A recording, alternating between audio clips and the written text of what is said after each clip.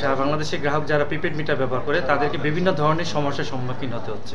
প্রথমত হচ্ছে আপনি যতবারই মিটার রিচার্জ করবেন ততবারই একটা ডিমান্ড চার্জ একটা কাটে, তারপরে ভ্যাট তো একটা কাটবেই, মিটার রেট কাটে। তো ওনাদের যে বক্তব্যগুলো বিভিন্ন সময় মিডিয়াতে আমরা দেখেছি, তারা বলেছে মিটার হচ্ছে কিনতে পাওয়া যায়, কিনে নিলে লাগে না। আসলে মিটার কিনতে পাওয়া যায় না।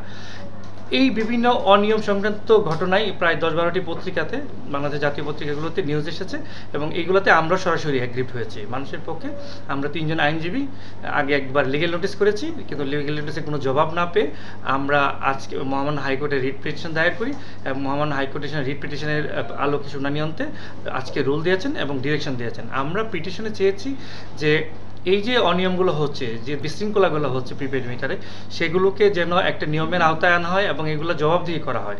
এখন কোনো জবাবদিহিতার কোনো সুযোগ নেই।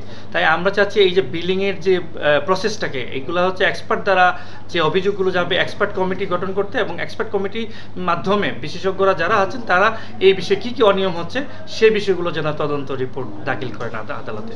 এই বিষয়ে আজকে মহামান্য হাইকোর্ট রুল এবং ডাইরেকশন দিয়েছেন। বলা হয়েছে যে রুলের টার্মটা ছিল এরকম যে কেন এই যে অনিয়ম বিদ্যুতের প্রিপেড মিটার সংক্রান্ত অনিয়মে কেন এক্সপার্ট কমিটি গঠন করা হবে না, নির্দেশনা কেন দেওয়া হবে না, এই মর্মে রুল দেওয়া হয়েছে। এবং বলা হচ্ছে যে এক্সপার্ট কমিটি গঠন করে আমরা বলেছি যে এটা আমাদের প্রেয়ারে আছে যে এটা আদালতে সাবমিট করার জন্য ওনারা কী কী পেয়েছেন।